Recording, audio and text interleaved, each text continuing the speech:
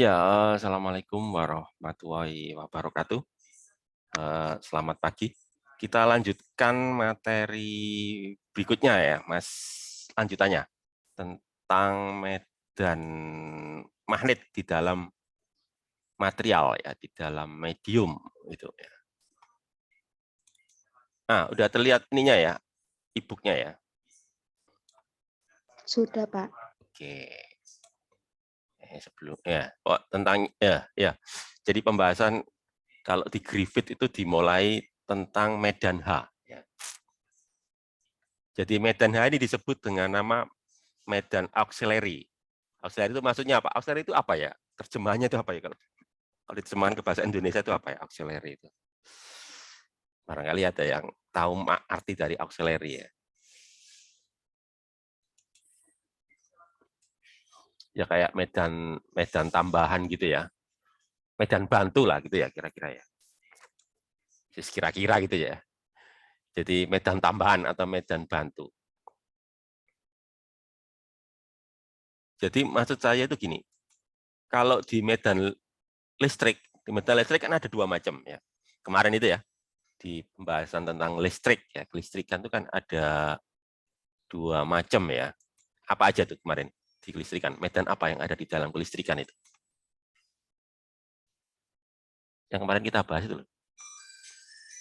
Medan apa di kelistrikan itu?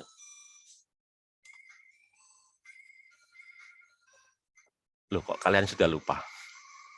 Apa ya? Kemarin itu dua kan? Oke, yang pertama kan medan E ya. Ya, medan E. Kemudian satunya lagi partner ya. V. Medan apa? V. Hah? Medan E sama medan? Potensialnya V. Oh, bukan. Maksudnya itu medan vektornya ya? Bukan itu. Maksud saya medan vektornya apa? Kemarin kita sebut dengan nama pergeseran listrik itu loh.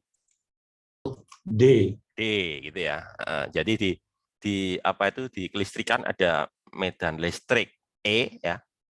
Mungkin dari kata elektrik ya. Medan E, medan elektrik gitu ya, listrik. Kemudian medan D ya. Mungkin dari kata displacement ya, pergeseran ya. Jadi medan pergeseran listrik gitu ya. Jadi ada dua kan. Nah, nanti di magnet juga seperti itu ya, ada dua. Yang sudah kita kenal kan medan B ya. Medan B kita semua sudah kenal. Lah medan tambahannya ya atau medan bantunya itu ini medan H. Itu ya. Jadi medan H ini medan partnernya ya, partnernya untuk medan B, medan magnet B gitu ya. Itu. Nah, kita mulai dari hukum dasarnya ya. Hukum dasar untuk magnet kan hukum ampere ya. Hukum ampere itu menyatakan apa itu? Apa yang dinyatakan oleh hukum ampere? Maksudnya itu menjelaskan apa ya? Jangan rumusnya. Kalau rumusnya terlalu, maksudnya itu menjelaskan apa hukum ampere itu? Gimana? Hukum ampere itu menjelaskan apa? Kaitan antara apa dengan apa gitu loh. Maksud saya gitu. Medan magnet Ya, dengan medan magnet dengan yang keras arus. dengan arus. Benar. Jadi kaitan antara medan magnet dengan arus ya. Prinsipnya itu Ampere mengatakan bahwa arus listrik ya menimbulkan medan magnet B ya, gitu kan. Nah itu ya, jadi itu adalah hukum dasarnya. Ya.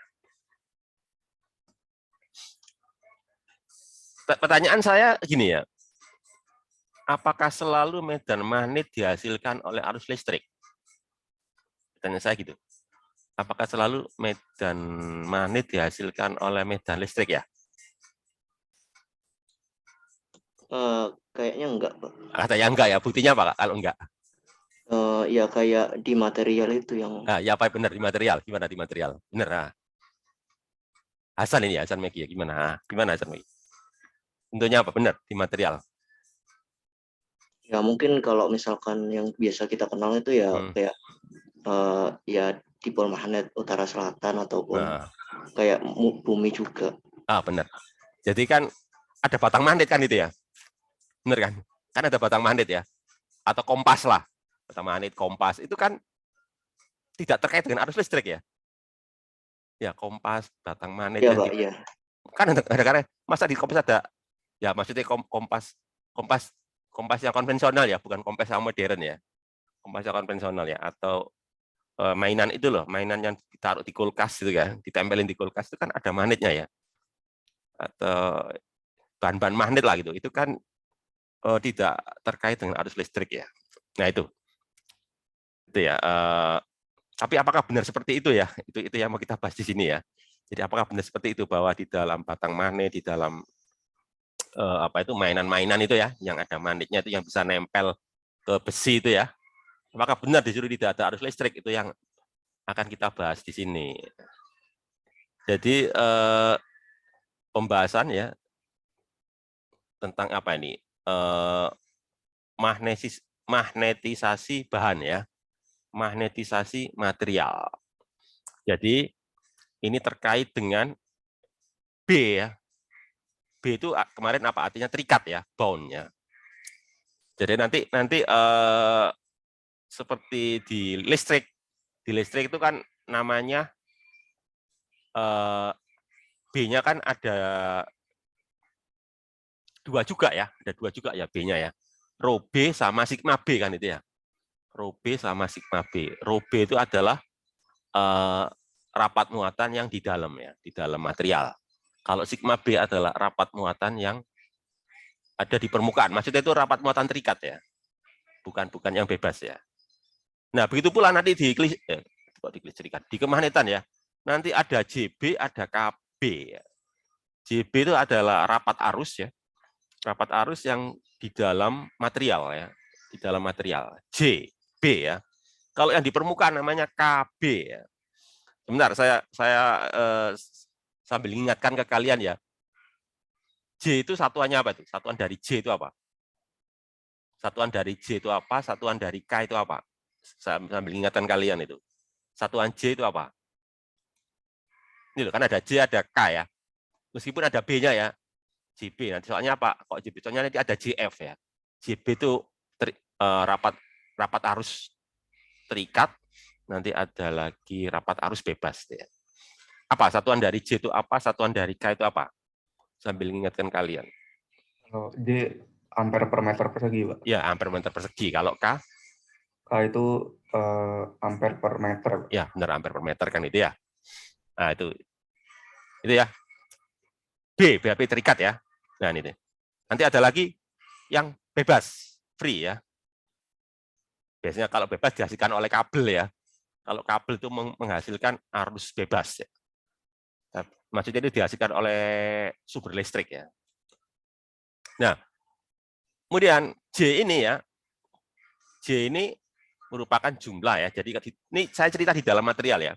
Di dalam material J itu merupakan penjumlahan dari arus terikat sama arus bebas gitu ya. Itu J gitu ya. Kemudian itu kita terapkan ke hukum ampere kan. Hukum ampere mengatakan bahwa arus listrik menghasilkan medan magnet kan begitu ya. Itu kan hukum ampere ya. Nah, menurut hukum ampere bahwa kemarin ya, ini kan di EM1 ya.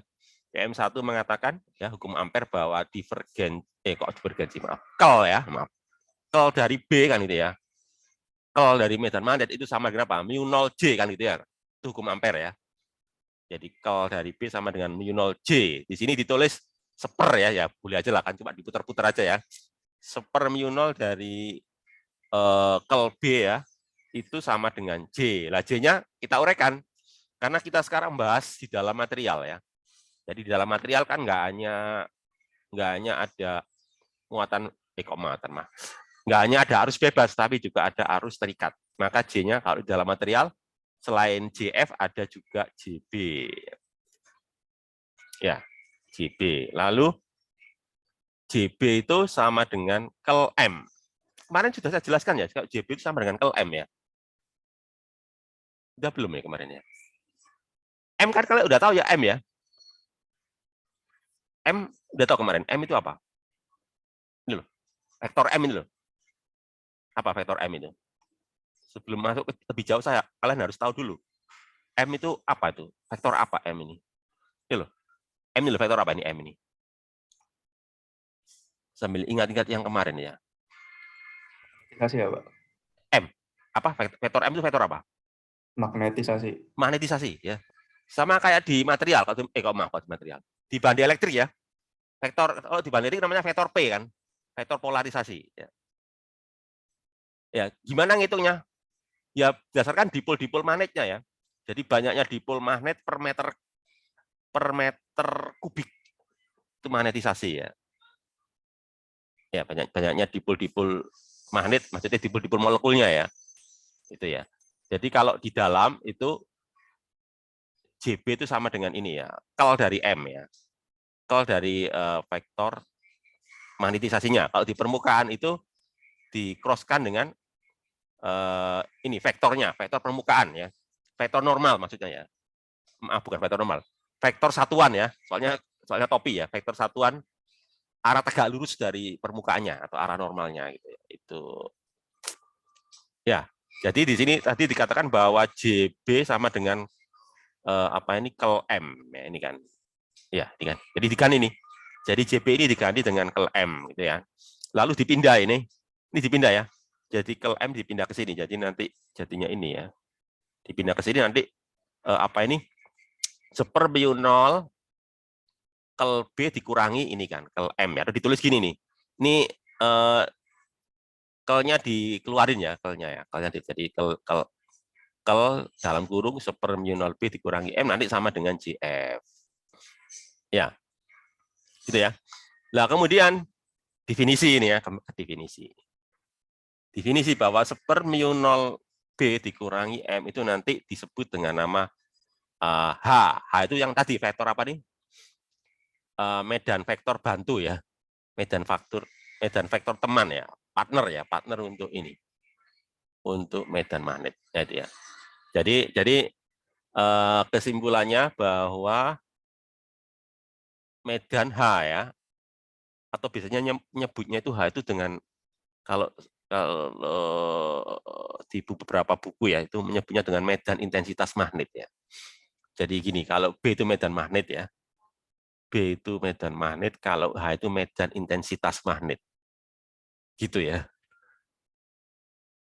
H medan intensitas magnet. H ini ya definisi. Kalau triple itu definisi ya. Triple itu definisi. Kalau sama dengan double ya. Ya, jadi definisi H didefinisikan sebagai medan H ya. Medan intensitas magnet didefinisikan sebagai medan magnet dibagi mu 0 terus dikurangi magnetisasi ya. Jadi terkait dengan material ini ya kalau medan H ini. Ya, sehingga dengan demikian hukum Ampere di dalam material ya menjadi ini bahwa tol dari medan H itu sama dengan JF ya. Jadi hanya terkait dengan medan bebasnya gitu ya. Ini kalau dalam bentuk apa ini? Dalam bentuk diferensial ya. Kalau dalam bentuk integral berarti nanti apa ya? Ya, jadi gini loh. Mungkin perlu saya tegaskan ya. Kalau kel ya, kalau ini kan kel ya. Kalau kel itu terkait dengan integral keliling ya. Ya, saya jelaskan itu. Pokoknya nanti itu menurut teori apa? Analisa vektor ya, menurut teori dalam analisa vektor. Kalau kel terkait dengan integral keliling ya. Ini kan integral keliling ini. Kalau divergensi ya, divergensi sebuah vektor ya, sebuah medan vektor itu terkait dengan integral permukaan tertutup. Itu yang perlu kalian pahami dulu ya. Kel, ini kan kel tadi terkait dengan integral keliling ya. Jadi medan H dikelilingkan ya. Keliling itu maksudnya itu apakah keliling harus lingkaran? Keliling itu harus lingkaran enggak? Keliling harus lingkaran. Enggak kan? Pokoknya pokok sembarang terserah. Mau lingkaran, mau elip, mau kotak ya. Apapun lah. Mau teratur, mau enggak teratur ya. Pokoknya intinya keliling itu artinya apa sih? Pengertian keliling itu apa sih? kalian harus ngerti dulu lah pengertian keliling itu apa sih. Saya sering menyebut integral keliling gitu ya. Makna dari keliling itu apa sih? Perlu saya pertegas dulu lah. Makna dari keliling itu apa sih? Ada yang bisa menjawab makna dari keliling itu apa? Apa ya makna keliling itu? Kalau kalian keliling itu berarti apa itu? Kalian total panjang dari luaran terbesar. keliling. Kalau kalian keliling, misalkan mengelilingi sesuatu, apa yang kalian lakukan? Dalam konteks sehari-hari aja teh. Ya mengitari. Biasanya mengitari itu startnya bagaimana, finishnya bagaimana? Kembali ke tempat semula finishnya. Ya itu jawabannya. Kuncinya di situ. Namanya keliling ya. Berarti start dan finishnya di tempat yang sama. Itu namanya keliling kan? Ya. Keliling kan gitu ya. Jadi startnya dan finishnya di tempat yang sama. Kalau di tempat yang berbeda berarti kan bukan keliling kan? Ya, makna keliling dalam analisa vektor itu seperti itu ya.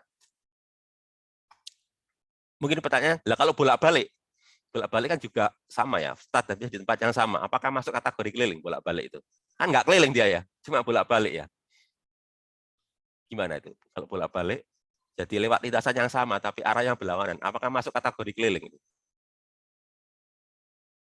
Kalau dari definisi tadi loh ya, masuk kategori tidak. Ya mungkin kalau dalam istilah sehari-hari kita menyebutnya tidak ya. Tapi kalau saya mendefinisikan tadi ya, bahwa yang pengertian keliling itu start dan finish di tempat yang sama.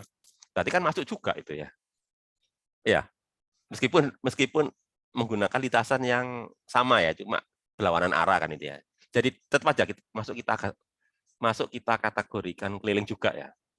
Meskipun lewat lintasan yang sama dengan arah yang berlawanan gitu ya. Jadi pokoknya makna dari keliling itu adalah start dan finish di tempat yang sama ya. Di titik yang sama namanya atau di posisi yang sama gitu ya, bahasa matematikanya ya. Di posisi yang sama gitu ya. Nah itu ya. Jadi kalau ditulis dalam bentuk integral berarti kan integral keliling ya. Integral keliling dari medan H, medan intensitas magnet ya, itu sama dengan I ya. IF. F kan nanti ya. IF. Enclosure berarti apa? Kalian tahu istilah enclosure ya? Enclosure itu maksudnya itu yang dikelilingi ya.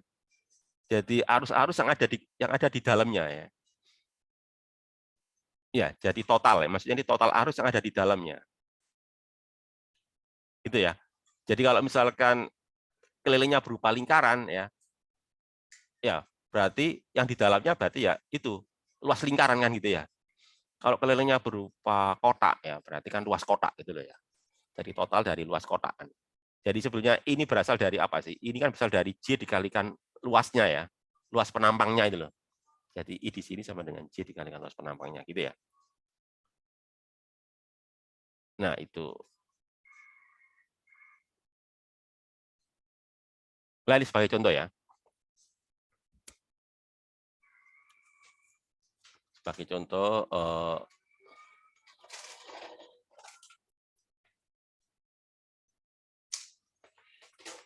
sebentar, kalau ada pertanyaan kayak gini gimana ya? Kalau seperti ini berarti medan H itu konservatif enggak? Kalau seperti ini loh ya. Medan H itu konservatif enggak ini? Kalau dari sini. Kan kalian masih kan medan konservatif ya? Medan konservatif itu kalau apa? Kelnya 0 kan itu ya. Waktu kita bahas listrik itu loh. Kalau medan listrik itu, kalau kelnya 0 berarti kan dia medan konservatif. Kalau ini kan enggak 0 ya. Kalau dari H kan sama dengan JF ya. Berarti medan apa itu? Medan magnet bukan medan konservatif ya. Karena kelnya tidak 0 ya, tapi bergantung sama rapat arus yang dikelilinginya ya. Rapat arusnya lah gitu ya. Dan ini sebagai contoh ya untuk memperjelas tentang konsep di atas ya. Jadi ini ada batang tembaga panjang ya. Ini batang tembaga ya. Panjang, sangat panjang lah gitu ya maksudnya. Sangat panjang, pokoknya ini panjang lah. Jadi nggak punya ketinggian ya, pokoknya panjang. Radiusnya R ini ya sudah ditulis ya. Terus ada muatan bebas ini ya. Maaf, bukan muatan, arus ya. Arus bebas seperti ini ya. Jadi ada arusnya ini. Arus bebasnya itu ini, I ini ya. Ini di sini ini I ya. Ada arus bebas I ya. Di dalam banyak kelihatan ini ya. I ini ya. Kursor gerak kursor saya kelihatan nggak? Kursor gerak ya. Oke. Gerak kursor saya kelihatan ya.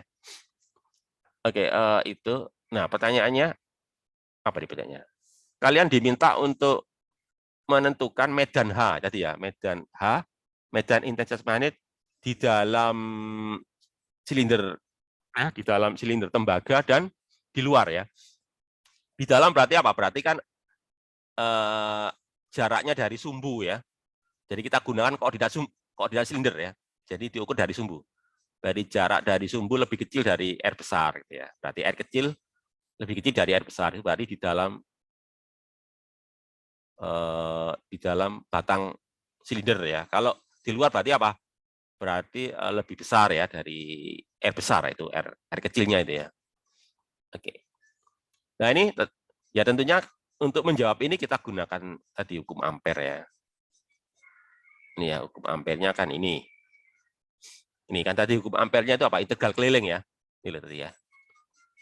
Ini kan integral keliling dari medan H sama dengan arus total ya. Arus total yang dikelilinginya ya. Enclosure itu berarti yang dikelilinginya tadi. Yang di dalamnya ya. Yang dikelilingi, bukannya di luarnya ya. Jadi ini. Jadi pertama ini ya. Nah, ini perlu saya perjelas lagi ya. Kalau di bukunya Griffith pakai S nih ya. Kalau di bukunya Buas kan pakai R kecil ya. Ini agak cara penulisannya menggunakan lambang yang lain ya. Jadi S itu maksudnya itu ya R kecil ya. Tadi saya ngomong R kecil ya. Terpengaruh sama bukunya Buas soalnya. Jadi di bukunya Griffith ini pakai S. S itu apa sih? Jarak dari sumbu silinder ya. Jadi kalau S lebih kecil dari R berarti di dalam ya. Di dalam silinder. Jadi ini keliling kan? Keliling berarti kan H 2PS ya. Jadi ini jadi kelilingnya keliling lingkaran ya. Ya kita gunakan yang apa keliling yang sederhana ya, keliling lingkar berarti berupa lingkaran kalau kelilingnya sederhana. Jadi H 2PS kan keliling ya. Sama dengan I arus bebasnya ya. Terus yang dikelilinginya. Yang dikelilinginya kan gitu ya. Berarti kalau gitu ini kalian tahu kok kenapa kok begini ya? Mungkin ini bikin bingung ya. Banyak S kurang dari R itu, Pak. Ya. Jadi sebenarnya rumusnya kan coba perhatikan ya. Kan kalian harus tahu rumusnya apa ini? I gitu ya tadi ya, benar ya. I tadi ya rumusnya. Rumus hukum ampernya tadi loh. Perbandingan, Pak. Iya benar perbandingan. Ini loh, nih rumusnya ini ya, I ya. Tapi perhatikan ini adalah I enclosure ya. I enclosure. Itu yang harus kalian cermati ya. Ini adalah I yang dikelilingi. Sementara I di sini ini bukan I yang dikelilingi. Ini loh, perhatikan ya. Ini loh. Mungkin saya ini loh. Kan ini ada dua pengertian I ya. I enclosure ya, IF ya, IF enclosure sama I. Bedanya apa antara I sama IF enclosure? Itu harus kalian tahu dulu itu. Itu harus kalian pahami dulu ya. Kan ada I ya, I gitu aja kan. I sama IF ENC ya, IF enclosure. Itu bedanya apa antara IF enclosure sama I? Itu dulu yang harus kalian mengerti dulu ya. Ada yang tahu bedanya apa itu?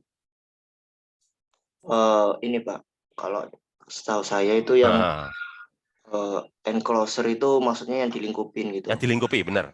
Nah, itu lebih dari yang dilingkupin. Iya, benar sekali. Itu adalah seluruh silinder ya. Maksudnya itu gitu ya.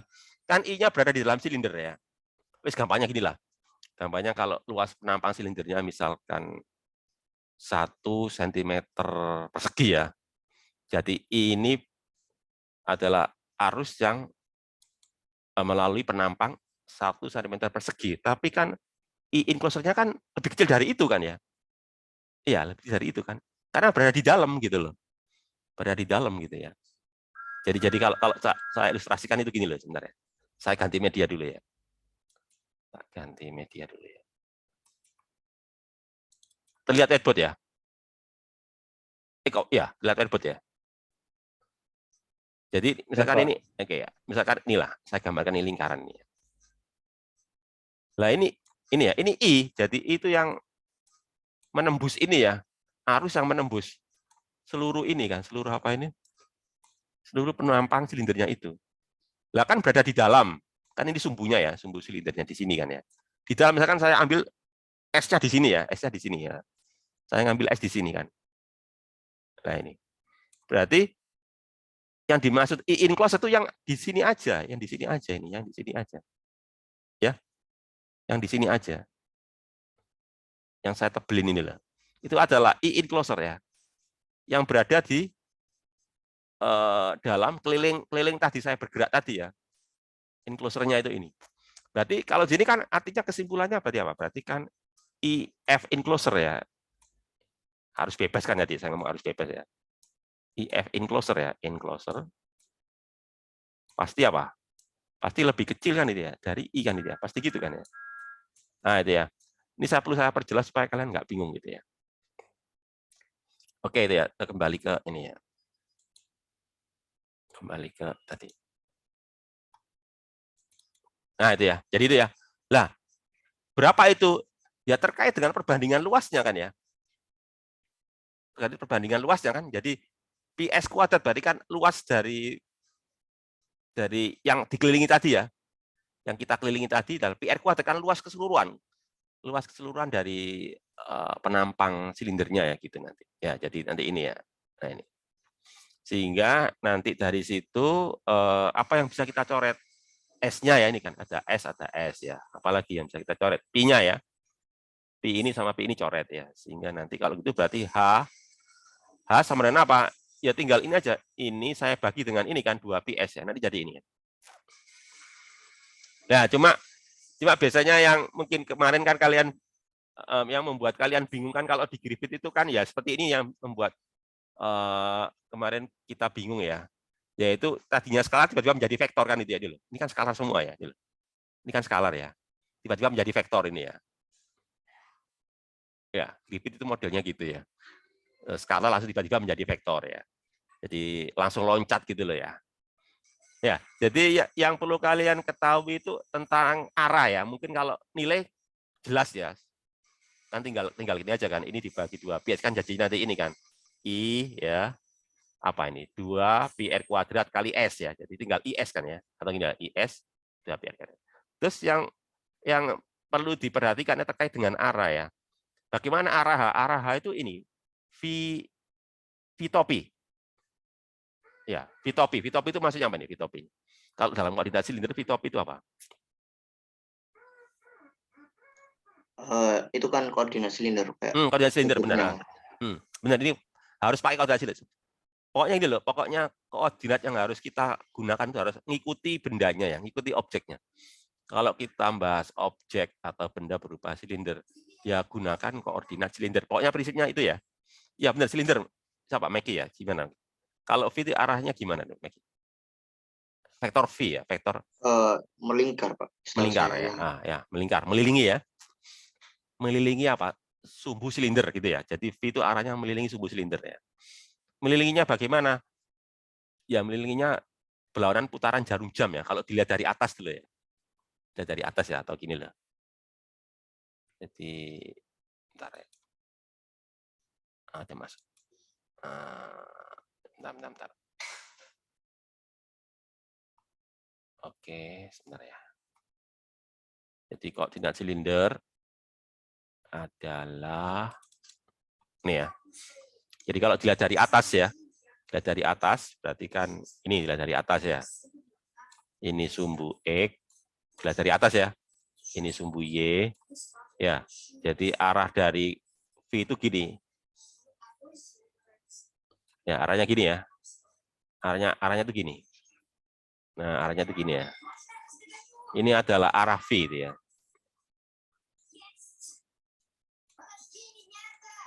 Jadi apa? Melilingi pusat silinder, sumbu silinder ya, sumbu silinder ini ya.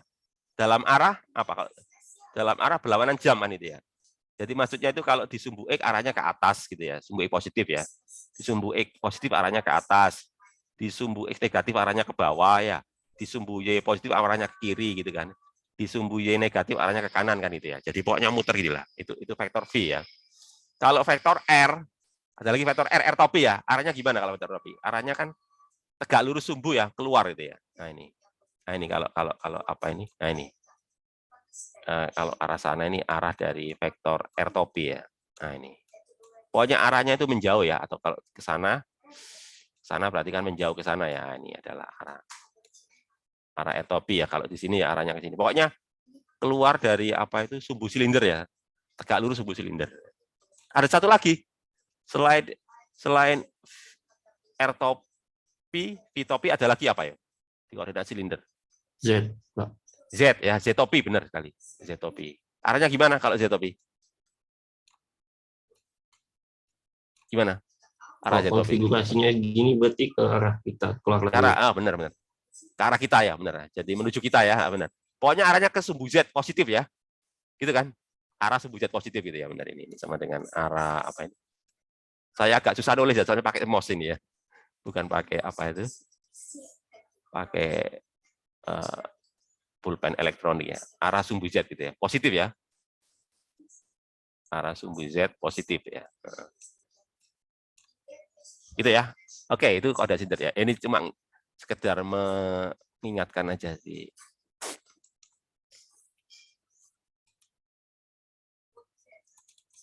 Oke ya, jadi itu. Jadi nanti kan medan hanya kan melilingi arus ya. Seperti yang kita pelajari di fisika dasar itu loh. Kan bahwa medan magnet yang dihasilkan oleh arus listrik kan mengelilingi arusnya kan itu ya. Mengelilingi kabelnya ya. Nah, kayak gitu. Cuma tadi kabelnya kan dalam batang ya, dalam batang silinder jadi gini. Jadi kalau kita cermati ya, hanya itu apa? Kalau semakin jauh dari sumbu silinder, hanya bagaimana? Kalau lihat dari rumus ini loh, 621, bagaimana medan hanya? Makin besar atau makin kecil? Semakin jauh dari sumbu silinder. Gimana? Hanya tambah besar, tambah kecil, semakin jauh dari sumbu silinder. Kalau ini loh, kalian lihat ini loh, persamaan ini loh. Linear Pak soalnya. Linear, bener. Kan H sebanding dengan S. S itu kan jarak dari sumbu silinder, linear. Linear kan ya, berarti artinya kalau 2 kali dari sumbu silinder jaraknya ya, hanya medan hanya tambah 2 kali juga gitu ya. Itu di dalam ya. Sekarang kalau outside ya, di luar. Kalau di luar nanti jadi begini. Dari mana ini? Dari mana ini? Ya ini karena apa ini? Di luar ya. Ketika dia di luar kan ya. Ketika di luar jadi sebenarnya rumusnya kayak gini ya. Rumusnya kayak gini. Jadi gini. H2PS ya. Ya, nah, oke lah. Di Griffith ini langsung diloncat ya. Coba saya detailkan ya. Coba saya detailkan di sini aja deh. Saya detailkan di sini. Tapi saya pasang ini aja ya, pakai mouse gak enak ya. Pakai ini aja deh, pakai apa itu? Bentar. Pakai bentar ya, tak stop dulu ya. Pakai ini aja ya. Saya tak ambil ini ya, ambil pasang ini dulu ya.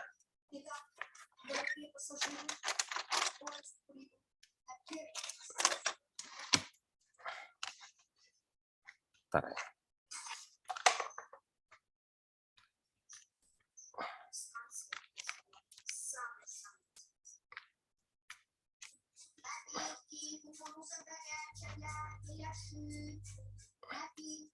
Di monitor kalian nampak apa? Nampak e-book apa whiteboard? Di monitor kalian nampak apa? E-book apa whiteboard? Whiteboard ya, oke ya. Berarti sama dengan monitor saya ya. Oke. Oke ya. Jadi gini, perbedaannya ya antara yang di dalam, di luar ya. Ya, ini pertama saya jelaskan untuk kasus yang di dalam ya.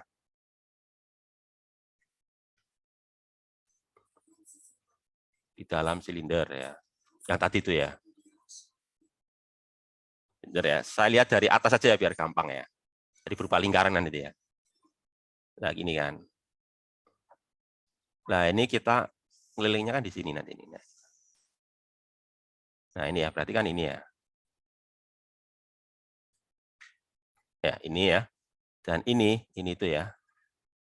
Ini itu berarti kan apa tadi? IF ya. ENC gitu ya. Ya, sebetulnya kan sama dengan ini. Sebetulnya itu sama dengan ini sih sebetulnya ya. Kalau kalian pengen tahu asal usulnya itu sebenarnya dari ini kan. Sebenarnya dari JF gitu ya. Dari JF dikalikan itu tadi. A-nya ya. A. Atau biar nanti kalian nggak salah paham ya. Nggak usah pakai titik ya. Nanti dikira. Ini saya bahas skalarnya ya. Saya nggak bahas vektornya ya. Saya bahas skalarnya. Saya nggak bahas. Jadi nggak perlu titik-titikan ya. Saya bahas skalarnya aja deh. Nilainya maksudnya, saya nggak memperhatikan arah ya. Dikalikan luasannya ya. Luasan yang enclosure ini tadi ya, ENC ini. Ya, berarti ini kan JF berarti kan ini kan I apa? Dibagi PR kuadrat kan gitu ya. Nah, gini ya. Nah, enclosure itu adalah PS kuadrat, kira-kira gitu ya. JF itu kan I PR kuadrat, enclosure A PS kuadrat gitu ya. Itu yang tadi. Nah, kalau yang di sini ya, kalau yang di apa itu? Di luar silinder ya. Bentar.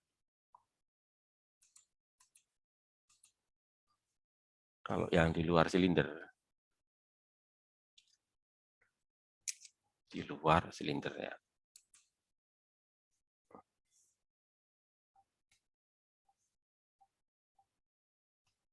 Ya, berarti kan saya gambar di sini. Ini silindernya ya. Di luarnya berarti di sininya ya.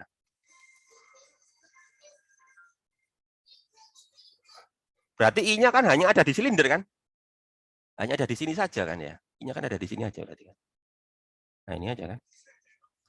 Kan nggak mungkin di luarnya itu kan ya. Ya, berarti kan kalau seperti ini ya. Berarti kan ini ya. Ini adalah I F enclosure-nya ya. Dan itu kan sama dengan I gitu ya. Ini bedanya di situ ya. Tadi itu sama dengan I. Ya. Sama dengan I, ya otomatis ya sama dengan ini. Ya. Itu ya, bedanya itu ya. Jadi IF enclosure-nya sama dengan itu ya, bedanya itu ya. Jadi kalau ini ya IF enclosure sama dengan I, kalau di sini sama dengan apa ini? Kalau dilanjutin ini ya. Sama dengan apa ini? Ada coret-coret kan ya, berarti apa ini? I-nya coret ya. Berarti kan nanti sama dengan ini ya. Apa itu? I kali apa ini? I apa ini? S kuadrat per, kan gitu ya. Gitu kan. Jadi artinya apa ini? Kalau semakin besar S-nya ya IF enclosure-nya tambah besar ya, kuadrat ya. Jadi IF enclosure sebanding dengan apa ini? Kuadrat dari S kan ini loh, sebanding dengan ini kan. Sebanding dengan kuadrat dari S. Ya, itu di dalam ya. Kalau di luar bagaimana dengan I enclosure-nya? Kan tidak bergantung sama sekali dengan S kan itu ya. Berapapun S kan I gitu ya. Itu maksud saya ya. Kalau di luar silinder, I-nya tidak bergantung, maksudnya apa? IF enclosure ya. IF enclosure tidak bergantung sama S, tapi kalau di dalam bergantung S. Ya, sebanding dengan kuadrat. Nah itu ya, itu yang menjadi perbedaan antara yang di dalam sama yang di luar ya. Oke.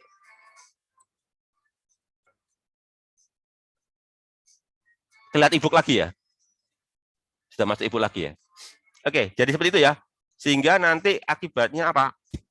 Akibatnya nanti yang di luar nanti jadi ini. H sama dengan I 2PS ya. Jadi pakai rumus tadi itu ya, nanti jadi ini.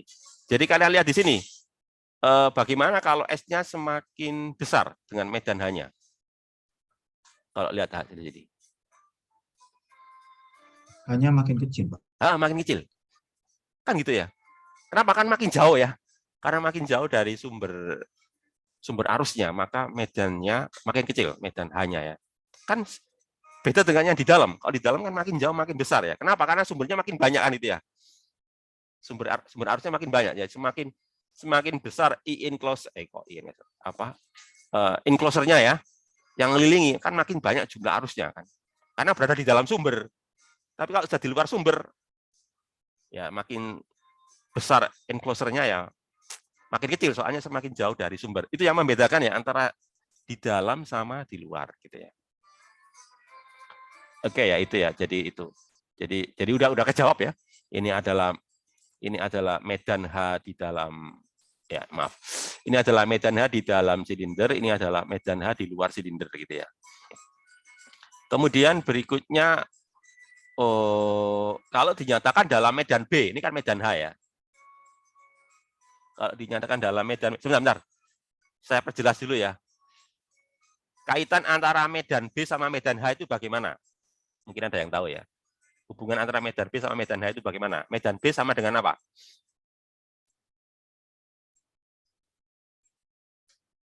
Kaitan antara medan B sama medan H. Itu bagaimana nih? Kalau rumus tadi itu H sama dengan seperminol B Ya, berarti minus M. okay. Tapi ini karena di luar kan M-nya 0. Ya, jadi benar. bisa dengan minol H. Ya, benar sekali ya. Kaitannya itu ya, benar. Jadi secara umum yang tadi rumus tadi itu ya mana tadi rumus tadi ya, benar. Mana tadi? Ini kan? Ini adalah kaitan antara apa itu? Medan H sama medan B ya. Jadi medan H itu sama dengan ini kan, B ya. Kalau di ruang hampa ya, berarti kan di ruang hampa berarti kan nggak ada M kan? Kan magnetisasi itu hanya ada di dalam material ya, di dalam medium ya. Ruang hampa nggak akan terjadi magnetisasi kan, nggak ada dipol-dipolnya kan, nggak ada molekul-molekulnya ya. Jadi kalau di dalam ruang hampa ya ini H sama dengan seperminol B ya, atau ini kan itu ya, atau jadi ini nanti ya. Ini nanti benar ini kan. B sama dengan minol H ya. Ya, itu benar.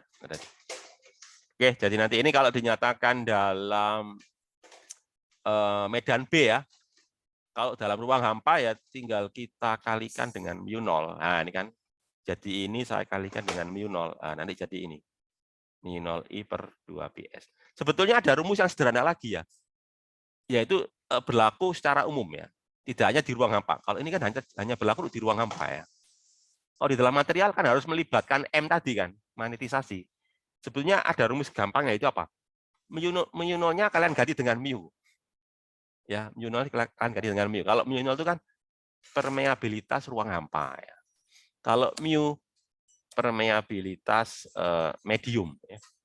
Permeabilitas di dalam material, di dalam medium. Ya termasuk di dalamnya terdapat M gitu ya. Jadi mu itu mengandung M ya. Mu loh. Kalau mu 0, M-nya 0 kan itu ya. Gitu ya. Oke. Oke, terus berikutnya apa ini ya? Berikutnya terkait dengan ini ya, apa ini namanya? Dissektif paralel. Jadi medan H dan medan H dan magnetisasi M ya. Medan H dan magnetisasi M gitu ya. Jadi ini mengacu ke tadi rumus tadi itu ya. Mengacu ke rumus tadi kaitan antara ya, ngacu ke rumus ini tadi ya. Ngacu ke rumus ini bahwa medan H itu didefinisikan sebagai apa? Sepermu0 medan B dikurangi magnetisasinya ya. Maka kalau yang di sini nih ya. Nah, di sini kan. Di sini adalah untuk mau nyari ini apa itu divergensi ya, divergensi dari medan H ya, divergensi dari medan H itu bagaimana? Kalian tahu divergensi dari medan B sama dengan 0 ya, ini kan ya. Pertanyaan saya, mungkin kalian masih ingat ya di M1 ya, kenapa kok divergensi B itu sama dengan 0? Kenapa kok divergensi B itu sama dengan 0? Ada yang tahu? Soalnya ini Pak, sirkular Pak. Sirkular. Maksudnya kalau divergensi itu kan sifatnya untuk permukaan gitu. Ya, benar. Kan kaitannya dengan ini. Kalau kemarin kan, kemarin. Tadi kan sempat saya singgung ya. Kalau terkait dengan apa? Integral keliling ya. Oke. Kalau divergensi terkait dengan apa? Integral permukaan tertutup ya. Kalian nambahin tertutup, ada tutupnya ya. Jadi integral permukaan tertutup dari medan listrik itu sama dengan 0. Gimana itu penjelasannya, Jo? Integral tertutup dari medan listrik itu sama dengan 0. Oke ya, gambarannya Medan magnet, Pak. Ya, medan magnet, Pak. Ya, medan magnet. Nah, integral permukaan tertutup ya dari medan listrik itu selalu 0 ya. Pasti 0 ya, pasti 0. Kira-kira itu kenapa kok begitu ya? Ini terkait dengan fisikanya ya. Kalau gini kan matematika ini. Divergensi B0 itu kan fisika matematika ya. Makna fisikanya apa gitu loh. Divergensi B itu 0. Makna fisikanya itu apa itu? Oh, divergensi B0 itu berarti nggak ada magnetic monopole. Iya, benar sekali. Dipol gitu. Iya, benar. Benar apa dikatakan Andri Saputra ya. Bahwa tidak ada magnet monopol. Maksudnya itu gini loh, magnet monopol. Kalian pernah nggak nemui magnet ya yang isinya utara? Maksudnya itu punya kutub utara saja, nggak punya selatan. Pernah nggak kalian nemui ya magnet yang hanya punya kutub utara saja? Atau kalau kalian punya kompas ya? Kompas itu apakah kutubnya cuma utara saja atau selatan saja atau ada utara selatan? Jarum kompas. Kesatuan pasti Pak. Mesti apa? Mesti utara selatan. Iya, mesti berpasangan kan? Iya. Kan nggak pernah sendirian kan? Iya. Nah itu maksudnya itu gitu. Kan beda dengan listrik. Kalau listrik kan ada muatan positif sendirian kan ada ya. Ya ada muatan positif sendirian, ada muatan negatif sendirian kan nggak selalu berpasangan, ada plus ada minus kayak dipol itu kan. Ya itu yang membedakan antara listrik sama magnet ya. Kalau di listrik itu ada monopol, maksudnya itu mono kan sendirian mono itu ya. Jadi ada muatan positif sendirian, ada muatan negatif sendirian ya. Makanya divergensi. Ya benar ya, divergensi dari E kan nggak mesti 0 ya. Kan bisa plus, bisa 0, bisa negatif ya, tergantung muatannya di dalam. Kalau muatannya di dalam itu positif berarti kan divergensinya positif.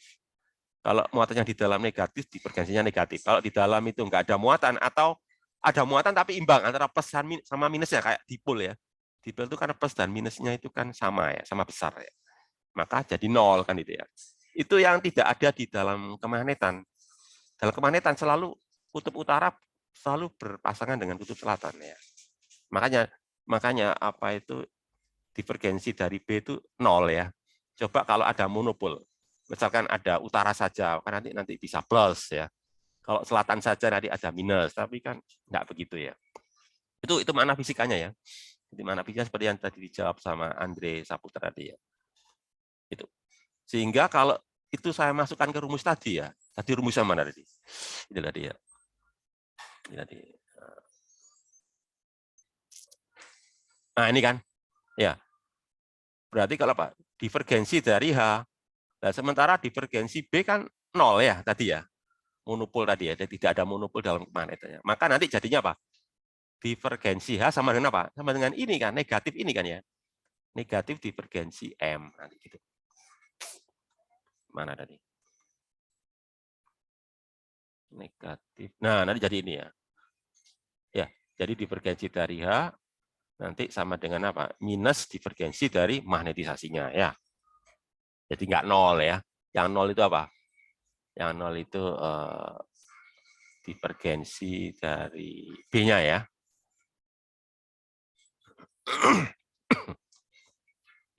Oke ya. Nah, sekarang kita masuk ke atau ada pertanyaan barangkali sebelum saya masuk ke topik tentang kondisi perbatasan ya. Ada pertanyaan barangkali. Belum masuk ini ya, bahasan terakhir ini ya. Kondisi perbatasan. Ada pertanyaan? Enggak ya? Saya yang bertanya Pak. Ya, silakan Meki, Hasan Meki ya. Mungkin agak sedikit mendasar. Jadi Ya. itu kenapa ya kalau medan magnet itu kalau sama permeabilitasnya itu berbanding lurus, kalau medan listrik itu berbanding terbalik sama permeabilitas. Kalau medan listrik bagaimana, Meki? Medan listrik? Medan listrik itu kan berbanding terbalik sama permitivitasnya.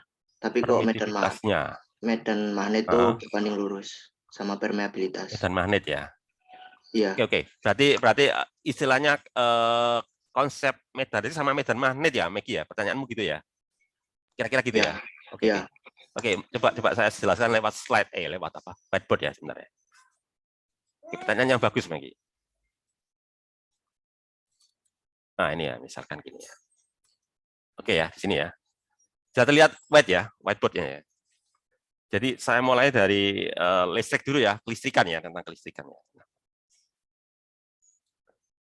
Tentang kelistrikan.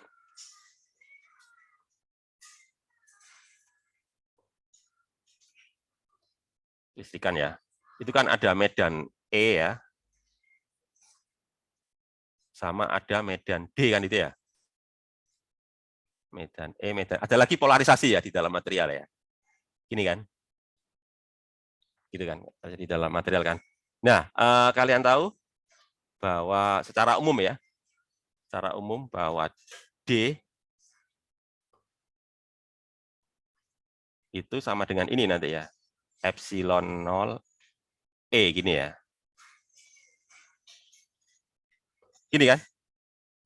Ya, D sama dengan epsilon E kan begitu ya. Ya. Nah, sekarang kita lihat untuk yang kemagnetan ya, kemagnetan ya. Sinilah.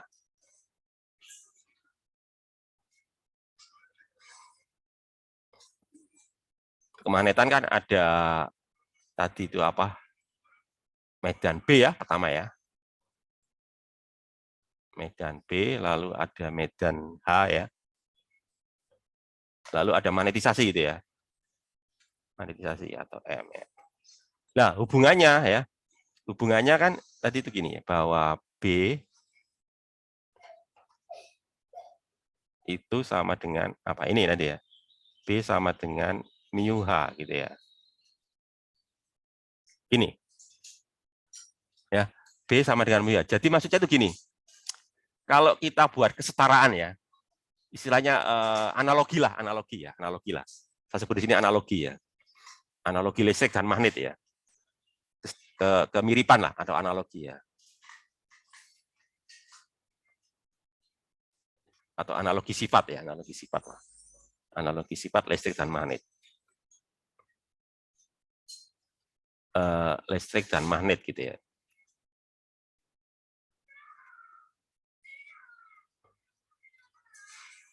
Itu gini. Kalau P kan jelas ya, P analoginya dengan M ya, gitu ya. Gitu kan. Jadi P polarisasi analoginya dengan M gitu ya. Analogi ini ya, saya tulis gini lah. Ya, analoginya dengan M ya, magnetisasi. Gitu kan. Kalau lihat dari sini sudah nampak kan. Ini epsilon dengan mu kan itu ya, seperti kayak gitu kan kelihatan dari situ ya. Ya, apa epsilon permitivitas sifat listrik media ya. Sifat listrik dari medium itu korespondensi atau analoginya itu dengan permitivitas sifat magnet dari medium ya. Nah, gitu kan. Terus apalagi? Kalau lihat dari sini kan kalian sudah kelihatan bahwa medan listrik E ya. Medan listrik E itu korespondensinya ya. Atau analoginya itu bukan medan B tapi apa? Medan H. Nah, ini loh. Ini yang kadang tidak diketahui ya. Jadi medan E itu analoginya itu bukan medan B tapi medan H. Kalau dari hubungan ini loh. Kalau kalian cermati dari hubungan ini ya. Analoginya itu. Makanya tadi Meki terkesan loh kalau listrik sebanding kalau magnet kok seper kan itu ya, Meki ya. Kalau saya nangkep pertanyaan Meki gitu ya tadi ya. Penjelasannya di sini.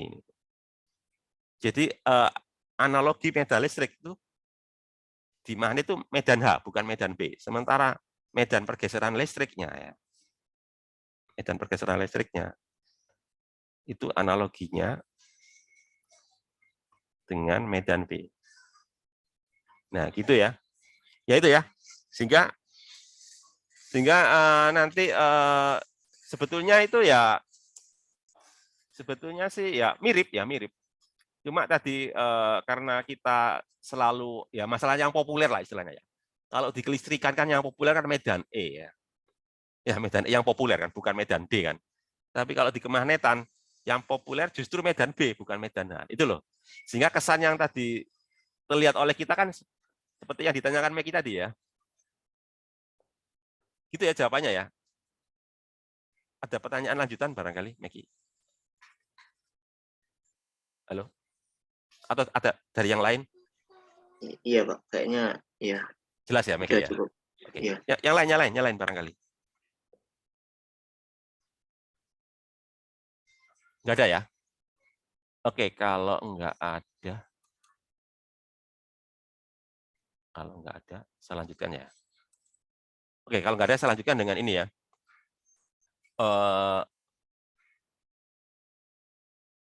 Keadaan perbatasan ya. Jadi sama seperti di kelistrikan ya, bahwa nanti ketika melalui perbatasan ya, antara dua media ya, dua medium atau dua material ya, maka nanti harus kita perhatikan dua komponen yang harus kita perhatikan ya. Yang pertama adalah komponen yang tegak lurus, ini yang tegak lurus ya, sama komponen yang sejajar ya. Sejajar dengan apa? Ya sejajar dengan perbatasannya ya, sejajar dengan permukaan maksudnya itu ya. Jadi mesti seperti itu ya. Mesti ketika medan itu melalui perbatasan media, mesti kita meninjaunya dua persamaan ya. Yang satu terkait komponen medan, baik medan H maupun medan B ya. Ini kita bahas medan H ya. Baik medan H maupun medan B mesti kita urai menjadi dua komponen. Yang komponen tegak lurus dengan permukaan perbatasan maksudnya ya. Perbatasan kedua bahan, kedua media, dan komponen yang ini, yang sejajar ya. Nah, untuk medan magnet ya, untuk medan magnet, kemagnetan maksud saya, komponen yang tegak lurus ya, komponen yang tegak lurus itu nanti, ya ini kan selisih ya, ini adalah, jadi ini ceritanya apa, kalau seperti ini berarti apa? Berarti batasnya itu atas dan bawah ya, jadi dua media, yang satu itu berada di atasnya, yang satunya berada di bawahnya, soalnya pakai kata ini kan, atas dan bawah kan itu ya. Jadi perbatasannya vertikal gitu ya. Maaf, batasnya berarti horizontal kan itu ya. Jadi itu, jadi ini adalah komponen tegak lurus ya, komponen tegak lurus dari medan H ya. Di media pertama, katakanlah ini media pertama ya. Ini media yang kedua ini ya. Ya, dikurangi ya. Itu sama dengan negatif dari magnetisasi yang terjadi ya. Ini adalah magnetisasi di media yang pertama ya. Ini adalah magnetisasi di media yang kedua ya. Gitu ya. Jadi negatifnya ya.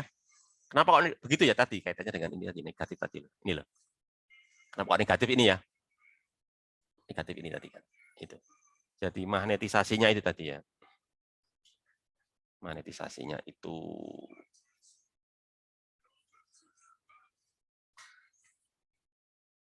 ya, tapi ya, perhatikan yang tegak lurus ya. Jadi baik vektor H maupun vektor M-nya ya, yang tegak lurus gitu ya. Nah, sekarang kalau yang ini, yang apa itu, yang komponen sejajar ini ya. Komponen sejajar. Ya, jadi ini adalah komponennya sejajar untuk medium pertama ya. Komponen sejajar untuk medium yang kedua itu sama dengan ini. Ya, sama dengan rapat arus permukaan ya. Di perbatasan ya. Rapat arus permukaan yang ada di perbatasan. Itu ya. Itu, jadi nanti ini persamaan 1, ini persamaan 2, kayak kemarin loh, bahan dielektrik kemarin dulu ya. Persamaan 1, persamaan 2 gitu ya. Nah, kemudian kalau itu kita bawa ke medan B, ini medan B kan ya.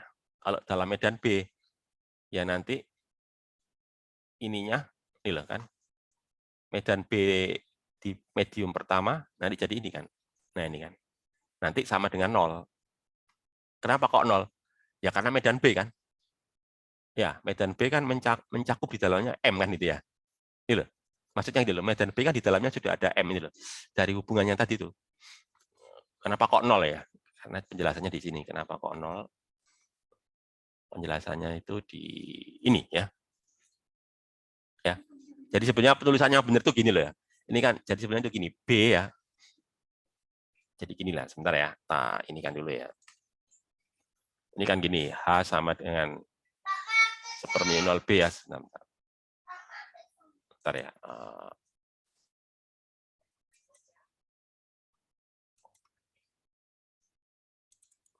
Jadi gini maksud saya. Penulisan yang benar itu gini sebetulnya, bukan H sama dengan, tapi B sama dengan ya. Jadi gini sebenarnya, B yaitu sama dengan mu 0H, gini kan, plus M, gini ya. Tulisan yang itu. Sama kayak di ini kan di bahan magnetnya. Di kemagnetan gitu ya, di kemagnetan.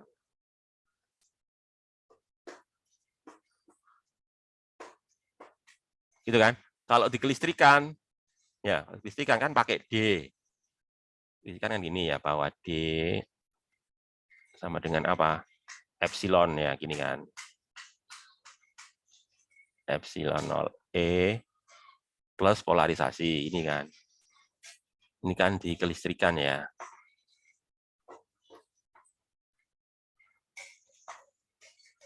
Ya, atau secara umum ya. Secara umum nanti kan gini. Secara umum nanti gini, bahwa ini nanti ya. Ini nanti sama dengan ini nanti mu H kan gitu sih. Ini kan? Ya, jadi itu lalu nanti ini nanti sama dengan apa kalau kelistrikan? Ini kan nanti sama dengan apa ini? Epsilon E kan gitu ya. Gitu ya. Jadi saya mau mengatakan ke kalian bahwa di dalam medan B itu sudah terkandung M, gitu ya. Ya. Jadi bukan sebaliknya kan tadi kesan yang ditulis Griffith tadi kan justru sebaliknya, bahwa di dalam medannya terkandung B, nggak begitu ya. Jadi di dalam B, makanya B itu karena orang menyebutnya dengan nama medan induksi magnet gitu ya. Kan kalian mesti pernah mendengar itu ya. B, nama lain untuk B itu adalah apa? Medan induksi magnet. Kenapa disebut induksi? Karena ada faktor M ini kan. M ini kan terkait dengan induksi kan. Induksi itu maksudnya itu menyebabkan bahan menjadi magnet gitu ya. Bahannya tadinya nggak magnet menjadi magnet, itu kan disebut induksi gitu ya. Sehingga ada istilah lain untuk B yaitu apa? Medan induksi magnet. Ya. Kalau H itu ya medan intensitas magnet ya. Jadi murni magnetnya ya, tidak terkait dengan apa yang terjadi di dalam material gitu ya. Jadi itu penjelasannya ya. Kenapa kok itu 0 ya? Mana sih? Ini ya. Kenapa kok ini 0 ya? Mana tadi? Loh ini loh, kenapa kok ini 0 ya? Di B kok 0, sementara di H kok sama dengan ini? Ya karena M ini sudah terkandung di dalam B ya. M ini loh, magnetisasi kan sudah terkandung di dalam B. Makanya di sini 0 gitu ya. Nah, terus kemudian kalau hanya yang apa ini yang sejajar ya, maka ini sama dengan ini nanti ya. Nah, ini nanti apa ini? KF ya. N tinggal dikasih apa? Ini tinggal dikasih mu 0 ya. Dikasih mu 0 kan, kalau ini kan KF cross N ya. Ya, itu muatan arus bebas ya. Kalau ini kan, nah ini K. Berarti untuk arus secara, kalau K berarti keseluruhan ya. Dikalikan dengan mu 0 ya. Karena sebetulnya gini loh. Kalau mau ditelusuri lebih awal lagi ya.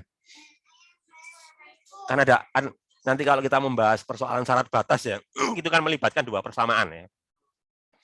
Persamaan pertama terkait dengan komponen yang tegak lurus. Persamaan yang kedua terkait dengan komponen yang sejajar, kan sama aja ya. Ini untuk H, ini untuk B kan sama aja ya. Ini adalah untuk B komponen yang tegak lurus, permukaan ya, permukaan perbatasan ya. ini adalah yang terkait dengan apa itu komponen yang sejajar ya. Sebetulnya kedua persamaan ini ya sebetulnya berasal dari persamaan dasar dari kemagnetan ya. Ya, kalau yang ini ya terkait dengan ini apa itu hukum Gauss-nya ya. Hukum Gauss untuk kemagnetan ya, atau lebih tepatnya terkait dengan apa divergensinya ya, terkait dengan divergensi dari medan magnet. Kalau yang pertama ya, sementara yang kedua ini terkait dengan Kerr-nya ini ya. Ya itu yang perlu saya jelaskan. Mungkin di Griffith tidak memulainya dari situ ya. Harusnya idealnya memulainya dari situ ya. Jadi persamaan 624 ini berasal dari divergensi. Kok divergensi? Ya benar divergensi ya. Divergensi atau hukum Gauss ya. Divergensi atau hukum Gauss dari medan magnet, medan H dalam hal ini ya. Yang enggak nol kan? Kalau yang medan B kan nol ya, karena tadi ya bahwa tidak ada dipol magnet tadi ya. Itu. Dan kalau yang kedua ini terkait dengan Kerr ya. Kerr dari medan H kan, ini kan. Kerr dari medan B gitu ya. Jadi asal usulnya itu dari situ. Ya, terus berikutnya apa? Linier dan non ini ya. Oke, nanti aja ini ya. Nah, mungkin yang menarik itu terkait dengan ini ya. Berikut contoh soal ya. Cuma di sini di Griffith enggak ini ya. Enggak diberi contoh ya. Diberi soal malah kayak ini ya.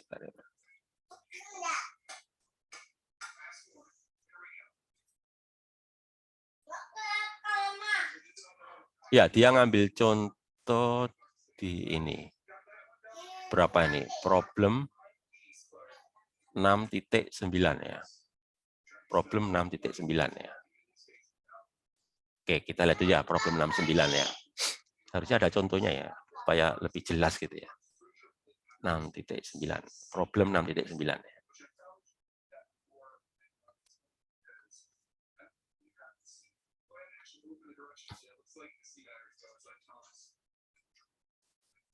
Kayak yang kita bahas tadi ya. Oh ini ya, ini. Problem 69 tadi ya. Ini 69-nya. A short circular of radius. Circular cylinder ya. Jari-jarinya A, panjangnya L. Ya. Ini gambarnya ini. Gambarnya mana nih? Uniform magnetisasi.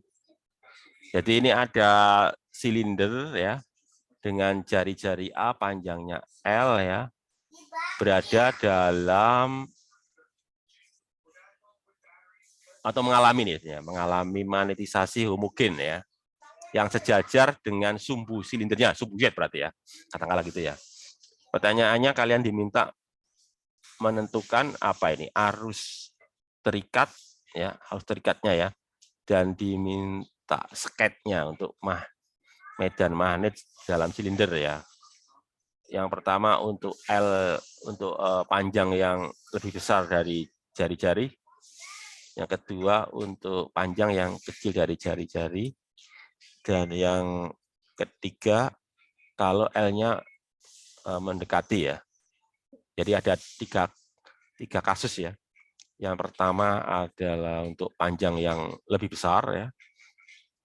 Dari jari-jari, yang kedua untuk panjang yang lebih kecil dari jari yang hampir sama gitu ya. Ya ini terkait dengan ini ya, coba kita telusuri lagi ya. Problem 4.11 ya, coba. Berarti bab 4 ini ya, berarti EM1 ini ya. Kaitannya dengan EM1 yang bab berapa tadi? 14 tadi ya. 14 sudah masuk ruang hampa itu ya. Bab 4 ini ya, coba kita cari dulu ya. 4.11. Atau barangkali ada pertanyaan, sambil saya cari ini, problem 4.11. Silakan kalau ada pertanyaan terkait tadi itu. Pertanyaan. Saya mau memberi contoh lah gitu ya. Saya ambil dari bukunya Griffith ini. 4.11 tadi ya.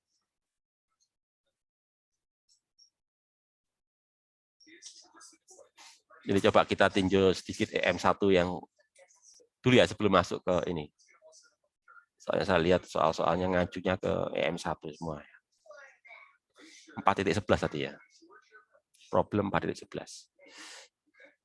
Ini bab 5.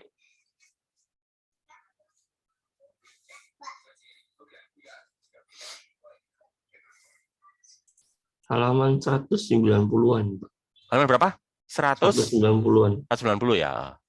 190 ya. Kadang halaman antara di bukunya sama Mungkin langsung diketik aja itu, Pak, kan di pojok kiri atas itu ada iya, nomor tapi halaman. nggak cocok. Kan ini halaman filenya, bukan halaman bukunya ini ya. Nggak apa-apa, tinggal dikit lah ini. Iya, Pak, halaman Halaman filenya halaman berapa coba? Halaman filenya halaman berapa? 95. 195 ya. Oke. 195 ya. Oke ya. Halaman filenya. Tadi berapa? 4 berapa tadi? 495 tadi ya. 11. 411 ya. Oh, masih naik lagi. Ya, 411 masih terus ke atas ya. Kita lihat masih terus ke atas ini. Ini nggak cocok antara halaman file sama halaman bukunya ini. Biasanya ada perbedaan itu. Karena di buku kan biasanya ada apa itu? Udah lewat, Pak. Udah lewat ya. 411. Ini hampir lah. Ini 410 ya. Ah, ini ya. Oh ya, cuma ini kok malah listrik ya. Oh, yang kemarin kita bahas ya, 411. Ya, jadi ada silinder pendek ya, radiusnya panjang A, cuma dia mengalami polarisasi arah sumbu. Oh ya. Oh, ini untuk elektrostatis ini ya, yang kita bahas kemarin di kelistrikan ya. EM2 ini cuma kelistrikan ya, EM2 ini. Material soalnya ya. Jadi pertanyaannya ini muatan terikatnya ya. Untuk pertanyaan sih sama untuk L yang lebih besar, untuk L lebih kecil dan untuk R yang hampir sama. Disebut dengan nama bar elektrik ya.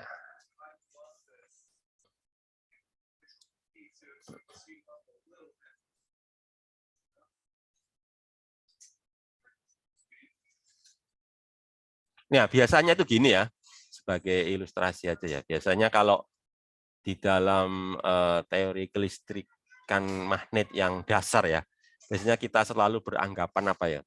Beranggapan bahwa L yang kasus pertama ya. Kita selalu beranggapan bahwa L itu jauh lebih besar dari A. Kenapa? Karena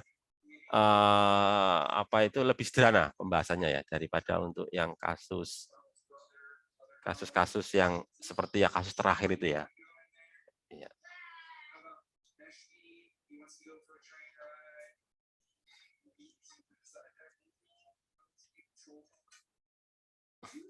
Oke ya, kita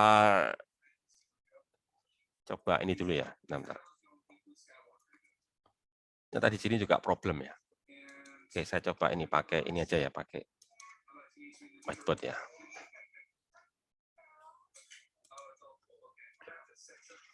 Jadi gambarannya itu kan untuk yang pertama ya. Yang pertama itu kan ini ya. Contoh ya, contoh ya. Silinder ya. Silinder panjang lah gitu ya. Silinder panjang berarti apa? Berarti L-nya jauh lebih besar dari A kan ini ya. Silinder sangat panjang gitu ya. Nah, itu ya. Berarti nanti kayak gini. Ya, ini saya anggap aja ya. Ya, otomatis ini sebagai sumbu Z-nya ya. Ini ya, ini sumbu X, sumbu Y, ini sumbu Z kan gitu ya. Nah, katakanlah ini ya.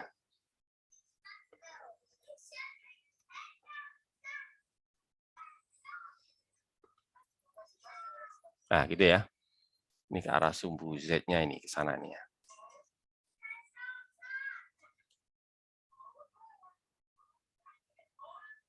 Nah, gitu ya. Nah, apa yang ditanyakan tadi ya? Yaitu ini ya. JF sama KF tadi ya gitu ya, tadi ya. Tanyakan gitu ya. Oh, bukan JFKB tapi gini ya, JB sama KB gitu ya. JB sama KB itu sih gini ya, JB sama KB gitu ya. JB sama KB-nya bagaimana ya? Kalau nah salah itu tadi apa? Medan listrik atau medan magnet? Kembali ke soal tadi. Kita lihat ininya dulu ya.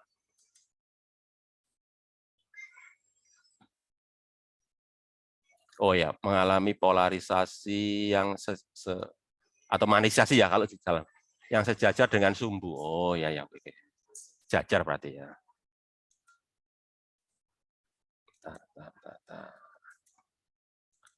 Bentar, di monitor kalian terlihat apa? Masih tetap whiteboard ya? Halo? Di Masih, monitor kalian? Pak. Masih ya, oke. Nah, lihat whiteboard ya, oke. Jadi ternyata magnetisasinya itu sejajar dengan ini sumbu Z ya, sumbu silinder ya. Ini magnetisasinya ya. Jadi M-nya itu sejajar dengan sumbu Z gitu loh. Ya, jadi di soal itu katakanlah misalkan konstan lah gitu ya, homogen kan? Homogen berarti nanti gini tadi. Sebut aja ini magnetisasinya. Coba tulisan saya kelihatan nggak ya? Saya lagi nulis apa ini? Cek aja ini. Saya lagi nulis apa ini? Di monitor kalian. Gimana tulisan saya gimana? Saya lagi nulis apa? Untuk ngecek aja ini. Takutnya saya nulis nggak nampak di monitor kalian. Kelihatan nggak saya lagi nulis ya? Kelihatan, Mbak. Nah, oke. Saya lagi nulis apa ini? M vektor sama dengan M. Nah, M sama dengan Z topi ya, gitu ya? Iya, Ya, Pak. oke. Nah, ya. Jadi gini ya. Jadi katakanlah gini ya. Jadi M vektor sama dengan M Z topi. Jadi M itu magnetisasinya homogen ya. Jadi kalau homogen berarti kan konstan gitu ya. Z topi karena di soal mengatakan arah sumbu silinder kan gitu ya. Silinder kan sumbu Z ya. M sama dengan MZ topi. Pertanyaannya gini, JB-nya bagaimana, KB-nya bagaimana? Kira-kira seperti itulah pertanyaan di soal itu ya.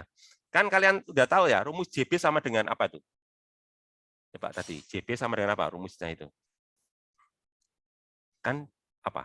JB sama dengan apa? Divergensi kan ya? Kok divergensi? Maaf, kel ya. JB kan kel M, gitu ya? Benar nggak? Gini ya. Ini vektor ya harusnya ya. Ini vektor ya, maaf. KB, gitu ya. Ya. Kalau KB sama dengan apa? M kel entopi gitu ya. Sebut aja entopi gitu ya. Vektor tegak lurus gini ya. Gini ya. Oke, sekarang nanti kita harus menggunakan koordinat apa ini? Nanti kita harus gunakan koordinat ya ini kan. Jadi nanti ngitung-ngitung divergensi kok divergensi. Ngitung kelnya harus pakai koordinat silinder ya. Karena sistemnya koordinat silinder. Jadi nanti gini. Kita harus menggunakan koordinat silinder gitu ya. Itu harus ya, jangan sampai kalian selalu apa itu kartesian saja gitu ya. Ya kalau sistemnya kartesian, kalau sistem silinder pakai koordinat kartesian ya, nanti bisa tambah ruwet ya. Jadi gunakan koordinat silinder. Jadi sesuaikan dengan bendanya ya. Oke ya. Nah sekarang pertanyaan saya, masih ingat nggak kalian rumus apa ini kel ya koordinat silinder gimana? Ingat nggak kalian? Kel dalam koordinat silinder itu gimana? Katakanlah kel M ya. Gimana kalau koordinat silinder nulisnya gimana tuh?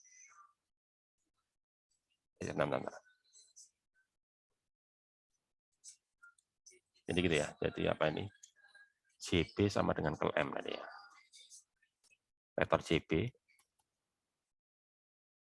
kel M. Gimana? Rumus kel dalam koordinat kartesian. Dalam koordinat silinder bagaimana tuh?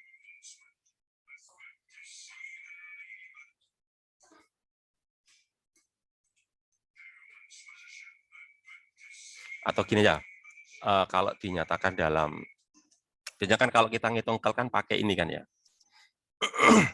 pakai apa itu? Oke deh, kalau kalian lupa ya, biasanya di akhir dari buku itu ada kok ya. Coba buka di bagian akhir dari buku ya. Untuk koordinat silinder itu ya. Itu pula untuk yang satunya lagi ya. Biasanya sih pakai ini ya. Jadi kalau pakai koordinat silinder, ya itu kan di sini kan ini vektornya dulu ya. Vektornya berarti apa? Berarti ini kan ya. R topi gitu ya. Oke ya, ini R topi. Silinder ya. R topi, lalu ini apa ini? Theta topi ya. Nanti ini Z topi kan itu ya. Lalu nanti ini apa ini? Du per du R, gitu kan? Di sini nanti adalah seper R ini ya.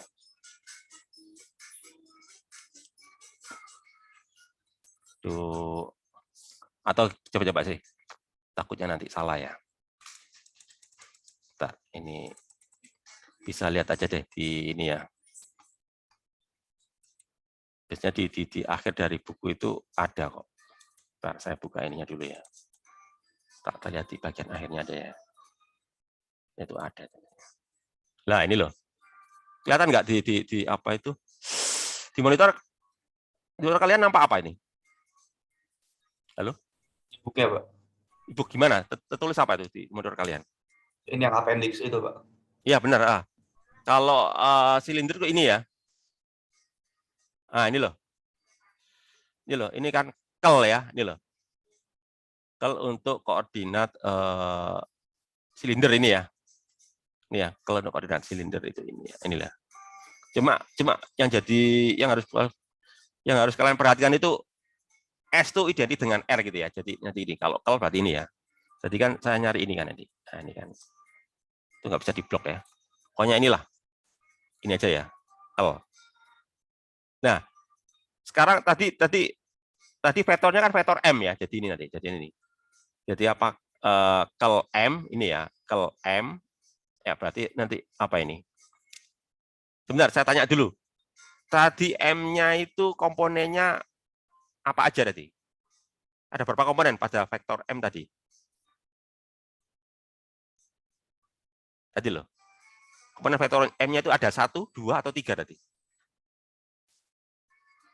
Tadi kan saya tulis gini, M vektor sama dengan MZ topi ya. Gitu kan? M vektor sama dengan MZ topi. Berarti kalau gitu, komponennya komponen apa itu? M vektor sama dengan MZ topi. Berarti komponen apa itu? Atau gini aja deh kalau kalian bingung ya. Coba ya tak cermatin ya. Ini kan pakai vektor V ya. Vektor V punya 3 komponen ya. Tadi kan ya. Pertama itu apa? Komponen S. Ya cuma ini masalahnya itu gini loh. Mungkin kalian terbiasa dengan tulisan yang ditulis oleh Boas ya. Simbol lambang-lambang yang digunakan oleh Mary L. Boas ya. Nah, begitu kita ganti buku, ternyata bukunya Griffith menggunakan simbol yang lain gitu ya. Jadi misalkan gini, di bukunya Boas pakai lambang R ya, di bukunya Griffith pakai S gitu loh. Itu yang jadi masalah itu ya. Kalau kalian nggak cermat nanti bisa terkecoh gitu ya. Jadi di sini Griffith ya, R-nya diganti S gitu ya. Jadi S maksudnya R gitu ya. Jadi V ini punya 3 komponen, yaitu apa? VS ini ya, VS, lalu apa? VV ya, VV, terus apa lagi? VZ gitu ya, VZ. Kalau di Boas ya, setahu saya tuh pakai VR, Vtheta sama VZ. Oke ya, itu dulu ya, itu dulu yang saya perjelas ya. Sekarang pertanyaan saya kembali ke soalnya tadi ya. Apa itu? M vektor sama dengan MZ. Itu berarti ada berapa komponen? M vektor sama dengan MZ, ada berapa komponen berarti? Satu aja, Pak. Satu aja, kan satu aja toh. Vektor komponen apa itu? Komponen yang mana? Komponen yang S, komponen yang V, apa komponen yang Z? Ini saya gunakan lambangnya dipakai Griffith ya, biar nyambung ya. Ya, Pak. Ya yang Z kan gitu sih. Yang Z gitu ya. Kan Z tadi ya. Nah, berarti kalau gitu apa? Berarti pokoknya yang mengandung S 0 gitu ya. Ini loh. Ini 0 ya, VS soalnya ya. Ini juga 0 ini ya. Ya jadi 0, ini juga 0 karena VV gitu ya. Ini 0. Terus apa lagi? Ini bagaimana? Enggak ya ini ya. Ya, Z ini enggak ini. Ini bagaimana? Ini VS ya. VS bagaimana VS? 0 apa enggak VS? 0. 0. Pokoknya yang enggak 0 itu apa sih? VZ kan cuma Z aja ya. Ya. Jadi semuanya 0 kecuali yang ada VZ-nya. Sekarang ada berapa yang ada VZ-nya? Ada berapa turunan? Ada 2 aja kan ya. Ini kan 1, ini kan 0 ya. Apalagi ini juga 0. Ini kan cuma ini sama ini kan gitu ya. Kalau pakai ini ya. Cuma apa? Ini sama ini. Oke ya. Sekarang pertanyaan saya sekarang pertanyaan saya gini, komponen M-nya itu konstan apa tidak? Komponen Z-nya tadi loh. Kan M vektor sama dengan MZ topi ya. M vektor sama dengan MZ topi. Itu M-nya konstan apa enggak? M-nya itu loh. Konstan atau enggak? Perhatikan, homogen. Homogen itu artinya apa? Konstan berarti, Pak. Konstan. Kalau heterogen baru enggak konstan ya. Itu kata kuncinya ya. Jadi sekarang pertanyaan saya, kalau konstan diturunkan bagaimana? 0, Pak. 0. Jadi kesimpulannya apa? Tadi divergensi dari M-nya bagaimana?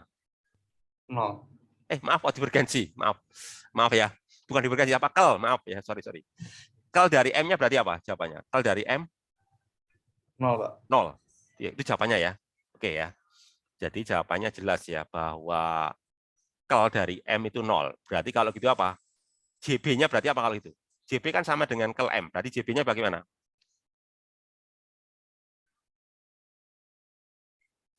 JB sama dengan apa? Kalau JB sama dengan kel M ya, sementara M-nya itu homogen, konstan, berarti kalau gitu JB-nya bagaimana? 0 juga. 0 juga. 0 juga. Artinya apa? Di dalam tidak ada arus ya. Di dalam silinder ya. Di dalam silinder tidak ada arus. Maksudnya arus terikat ya, bukan arus bebas ya. Ya. Jadi maksud saya mau mengatakan bahwa di dalam tidak ada arus terikat ya. Kenapa kok begitu? Ya saling inilah, saling menghilangkan ya. Antara ya kemarin kan kaitannya dengan putaran elektron ya. Antar tetangga atom satu dengan atom yang lain itu. Sekarang oke ya. Jadi sudah jelas ya bahwa JB-nya 0. Sekarang berikutnya adalah kita mau nyari apa itu? KB-nya ya.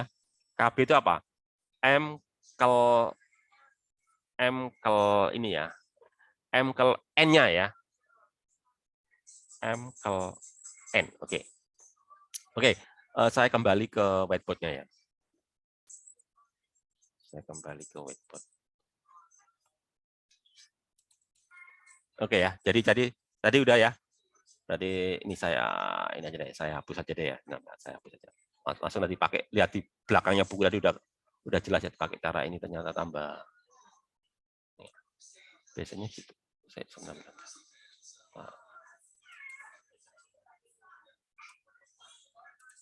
Ya, jadi jelas ya.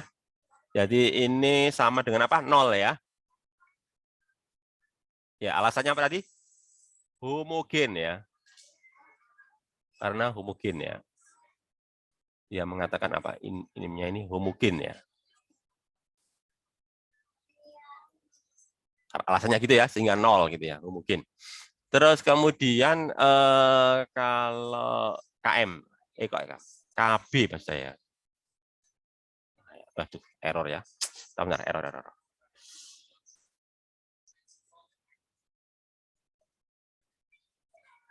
Itu rumusnya apa? Gini kan tadi ya. Cross N. Pertanyaan saya gini, di silinder ada berapa permukaan? Di silinder ada berapa permukaan di silinder itu? Permukaan silinder itu ada berapa?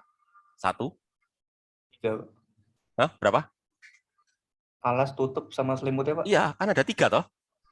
Pertama kan alas tutup ya, benar ya. Atau kalau selindernya berdiri ya, selindernya berdiri tadi ya. Di soal selindernya berdiri tadi ya. Berarti kan alas dan tutup ya, benar. Nah ini kan, ada permukaan alas, itu sama permukaan apa ini? Selimutnya kan itu ya. Oke.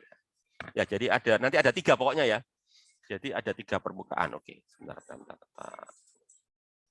Ya, jadi nanti ada 3 3N ya, saya tulis di sini ya. Jadi saya tulis pertanyaan dulu lah. Saya tanya gitu ya. Nah, gitu ya. Ada 3 ya.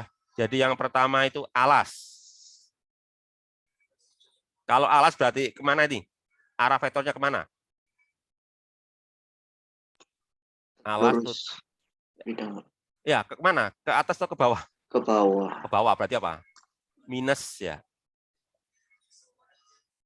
Gini ya. Alas tuh ya. Lalu kemudian kalau tutup ya. Tutupnya ya, tutup. Atap lah. Kok tutup ya? Atap gitu ya. Itu alas kan ya. Alas. Atapnya ya. Alas kan ada atapnya. Atap. Kalau atap berarti apa? Z gitu ya. Oke, kalau selimutnya bagaimana tuh? Selimut, saya tulis saja ya, selimut. Kalau selimut bagaimana tuh? Berarti entopinya gimana kalau selimut? Berarti kan koordinat silinder loh ya. Entopi. R sama theta. Ya, benar. Atau gini aja. Saya itu kan di lambang di Boas ya. Kalau di bukunya Griffith pakai itu, R-nya itu pakai S ya. Ya, ikuti yang di Griffith aja deh. Karena kita nanti membahasnya pakai Griffith ya. Jadi ikuti Griffith aja deh. Apakah kalau Z topi kan nggak mungkin ya. Sekarang pilihannya apakah S topi atau V topi, kan pakai theta sama V itu kalau di Griffith tadi ya. Kalau saya amati tadi ya. Kalau di Boas kan pakai theta ya, theta topi gitu. Ikuti yang di Griffith aja deh. S topi apa V topi untuk selimut. Jadi gini loh, ya bener S ya. Kenapa kok S? Kan menjauh kan? Menjauh dari sumbu silinder kan ya. Kan tegak lurus. Kan maksud N itu adalah vektor yang tegak lurus permukaan kan itu ya. Vektor normal kan. Vektor normal kan tegak lurus dari permukaan. Jadi permukaan kulit silinder kan itu kan arahnya kan menjauh dari sumbu silinder kan ya. Jadi S topi gitu ya. Oke gitu ya. Sekarang terapkan ini untuk tadi kan rumusnya apa tadi? M tadi kan. Tadi kan M itu sama dengan apa itu? M tadi sama dengan apa tadi? M sama dengan M konstanta ya. M Z topi kan itu tadi ya. Gitu kan? Ya. Oke, sekarang untuk alas bagaimana ini? Coba terapkan di alas ya. Untuk alas bagaimana nih? Untuk di alas Kalau ya. alas dan atap itu berarti kan Z hat cross Z hat itu 0. 0. Kenapa kok 0 ya? Ya benar 0 lah. Kenapa? Tapi kenapa kok 0? Apa kan sejajar Pak? Kalau di kalau itu 0. Ya benar. Kan Itu sejajar. di cross. Kalau sejajar kan kelnya 0 kan itu ya. Kok kel maaf. Bukan kel, cross ya. Cross. Ya benar, cross ya. Benar ya. Cross, Pak. Ya, cross-nya 0 kan. Ya benar. Sudah kelihatan ya. Nggak usah jelaskan ya. Jelas itu ya. Kan Z cross Z kan pasti 0 ya. Benar ya. Karena jajar ya, cross ya, maaf. Ya, jadi nanti di sini kelihatan bahwa nanti untuk di alas berarti apa ini? KB-nya 0 kan itu ya. Untuk di atap juga gitu. KB-nya juga 0 kan itu ya. Sekarang kalau di selimut bagaimana nih? Ya, kalau di selimut berarti KB sama dengan ini kan, M. Ini kan. Z topi ya. Z topi cross S topi kan itu ya. Ini kan benar ya. Nah, pertanyaan saya, Z topi cross S topi itu apa? Atau kalau di Boas itu pakai apa? K topi sama R topi ya. K topi R topi kalau di bukunya Boas itu ya. Modern apa itu? V, Pak. V ya, benar sekali ya. Benar. V benar. Iya, benar nanti sama dengan nanti M. Gini ya, kalau ini saya pakai lambang-lambangnya di ini ya. Nah, gini nanti. Nah, ini ya. Ini jawabannya ya. Ini ya. Ini. Jadi artinya arusnya hanya ada di permukaan selimut saja ya. Di dalam 0 gitu ya. Bentar ya. Di dalam tidak ada arus. Arus terikat ya. Saya ngomong arus terikat ini ya. Di dalam nggak ada arus terikat. Ya. Di alas dan tutup juga nggak ada. Adanya hanya di selimut ya. Jadi arusnya itu mengelilingi ini kan. Mengelilingi sumbu kan ya. Kan mengelilingi sumbu ini ya. Ini kan. Oke, barangkali ada pertanyaan? Waktunya sudah habis sebenarnya ya. Ya mungkin 1 menit aja deh. Ada pertanyaan barangkali? Ada pertanyaan? Enggak ya? Oke, kalau nggak ada pertanyaan, saya akhiri aja. Assalamualaikum warahmatullahi wabarakatuh. Waalaikumsalam. Waalaikumsalam warahmatullahi wabarakatuh.